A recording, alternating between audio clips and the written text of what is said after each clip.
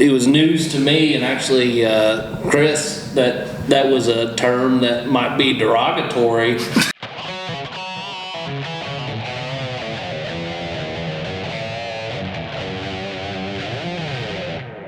Hey everyone, thanks for tuning in to the ProfitDig Construction Show. I'm here with Jeff Spencer, Josh Young, and Jeffrey Washington. And Josh has his own construction home remodeling company, Young's Construction. Possessive? Correct. Plural. Correct. Right.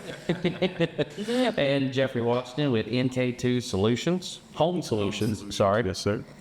In our last video, we were talking about handyman.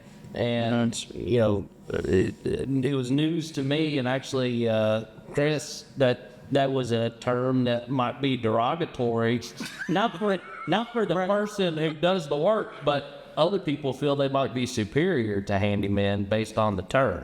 Mm-hmm. Yeah. So, well, I think that all started with I would say I'm anti-government and whatever, but I do believe that there's a lot of, over licensing, over taxes and all that stuff. But licenses are for a reason. And when you have everyone, 40, 50 years ago going into this trade and, sometimes you mess stuff up and then you get into lawsuits or whatever. And then so let's say the state steps in and says, okay, you need to be licensed to do this type of work. Mm-hmm. Okay, like electrical work. You need to be licensed to do electrical work. You're going to burn something down. Mm-hmm. And I think most people now are just scared of getting, like a drug or somebody's, oh yeah, I can do that and fix that up. If he doesn't have the license, if he doesn't, so people are kind of scared of that. So I wouldn't say they look down on it, but they would prefer like a contractor who's licensed and insured, as opposed to, some juice. I was going to say one thing, like over the years, some of the best help I've had have been drunks. Yeah. So, yeah. we they don't feel nothing. And you can talk to them as bad as you want.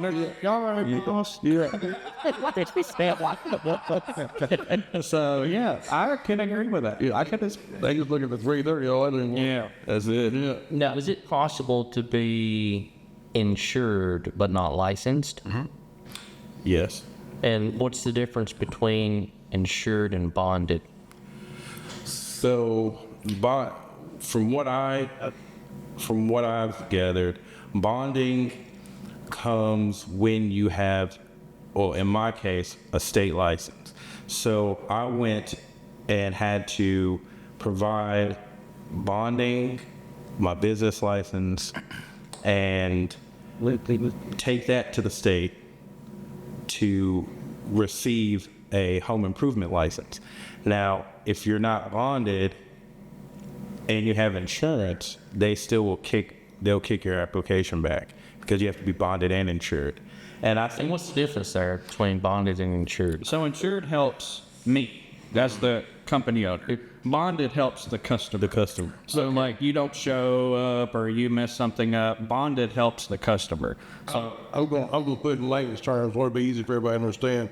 Insured is like your company liability is like injury, accidental stuff you tear up a brake or someone gets hurt.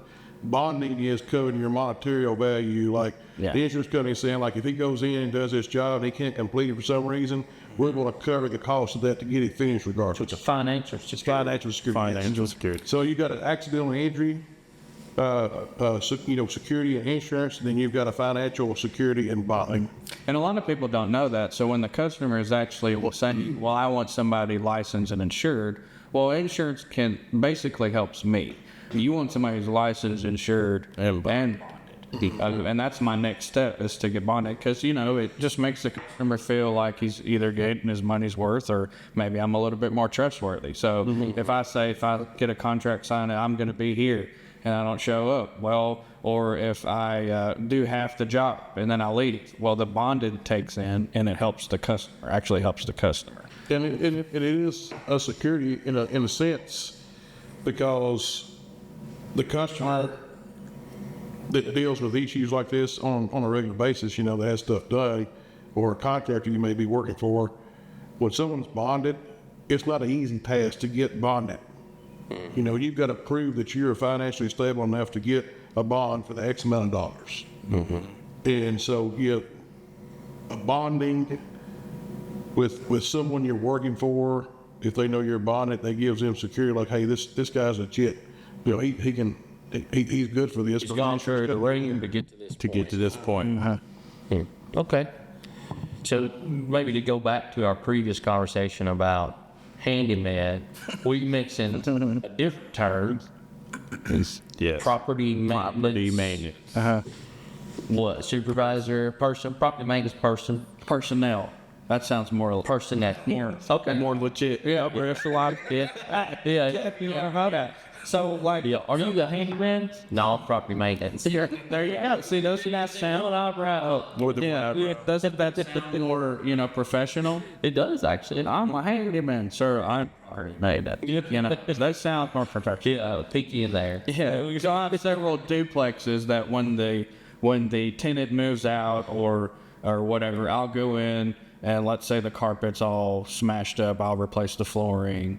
Toilet's messed up, I'll replace the toilet. And that is kind of technically handyman stuff, but I'm maintaining that property for the owner of those duplexes. So yeah.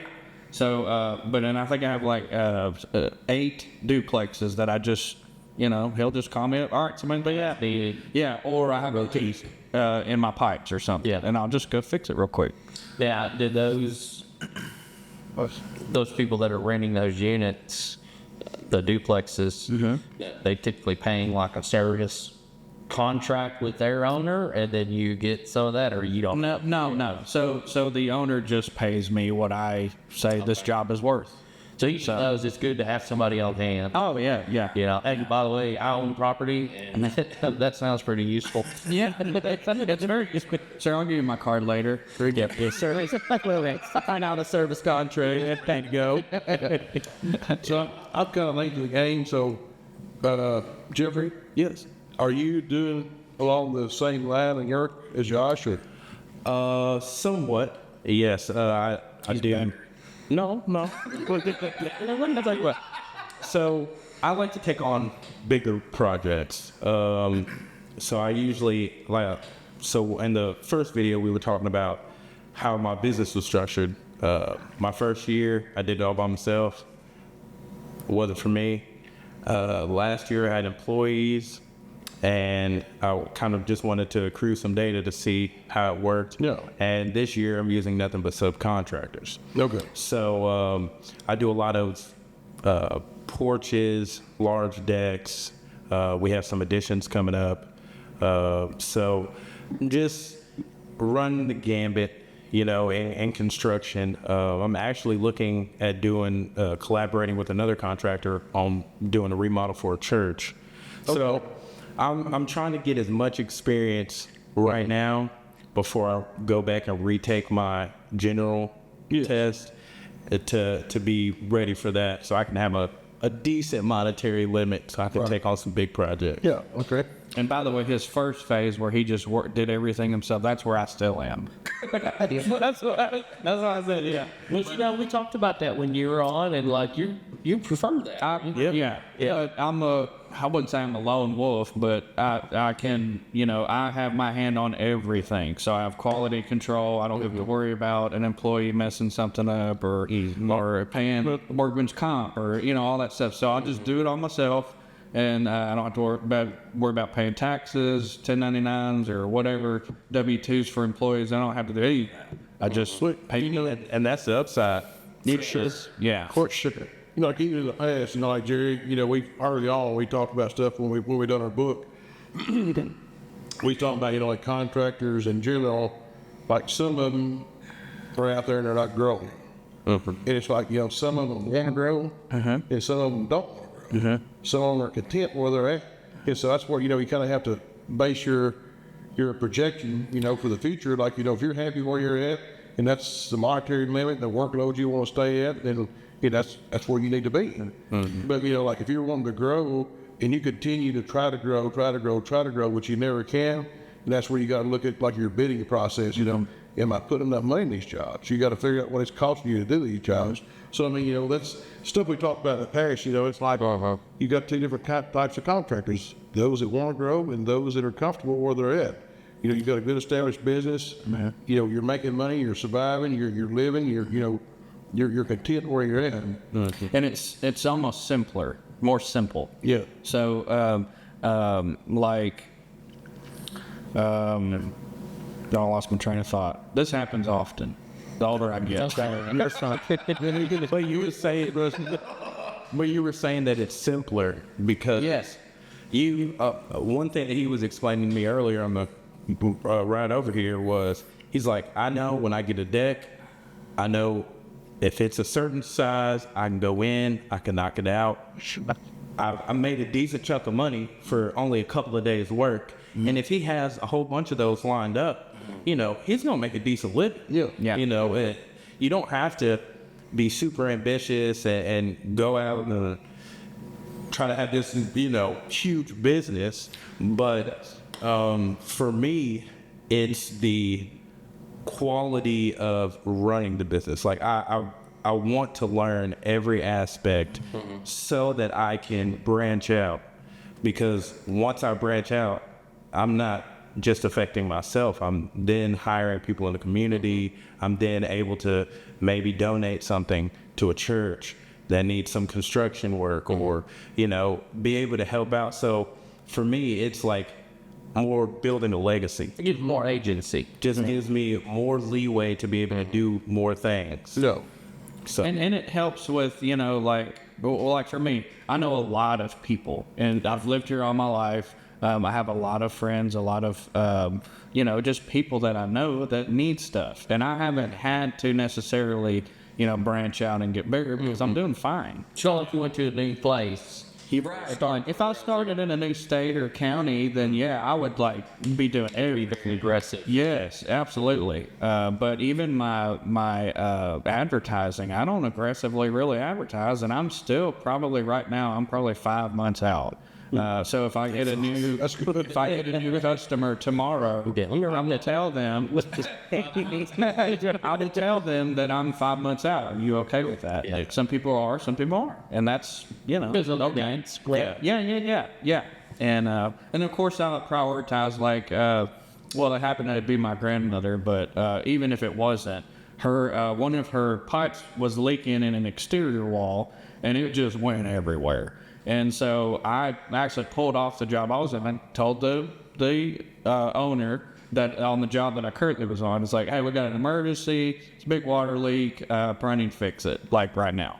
So I told her to shut the water off, and I went in there, fixed it, but I was back on the original job the next day. Yeah. So, yeah. So Well, you're being transparent there too.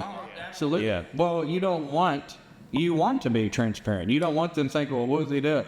Well, I pay a hand job. You ought to be in my house working, I'll pay you the money, you know. So at that time, when you tell me 5 months out and they're not happy with it, do you say, well, I can give you Jeffrey's number over here in case? Absolutely. Oh yeah. Yeah. But he is also like that. Yeah. So most people in this work are pretty far out. So there's a big need for it. Yeah. But I like being friends with, you know, other contractors, because they'll hey, I got this job, do you want it? You know, I cannot have time for it. Or, hey, can I borrow this tool? You know, like a specialty tool. Or like, and it's so like I really, me and Jeffrey just hit it off right off the bat. So like when I see, You must be a damn good singer. You know. he really was. you know, He was hitting it up. I got some pipes. I started all stereo. All right. Yeah. I may have tickled his heartstrings a little bit. So, but yeah, we and him just hit it off. So even on Facebook, when somebody's like, "Hey, I need a contractor to do so and so work," if he's already put on their N2K Salute Salute Home Solutions, I won't even say my company. Like I won't say, no, dude, Young's Construction. Yeah, so because I was like, he beat me. So he wrote it first. So yeah, that's his. So, but yeah. It's fun. It is fun. We're in a small town. Yeah. That we all, most of us all grew up here, and I think that is important that we take care of each other because, like I said before, we all have families. We all want to make sure each other eats, and some guys, some guys are based out of here, but they don't work here. Right. They will drive to Franklin. They will drive to Nashville. They will drive to Mount Juliet. Because that's where their profit margin is the best for their business. So, I don't always do work here in town. Usually I'm in Kingston Springs or I'm in Bellevue but when I do get work here, I do know that, hey, I have to adjust a little bit. Yeah. Because the demographic is a little bit different. Right. And, And I drove for a living most of my life. I don't want to drive far anymore. I hear that. So I'm like, the closer you are to my house, the better. Well, you gotta at least be able to take your walker over there. Yeah. On my rickshaw, My Segway. Yeah, there you go. Man. It's all right.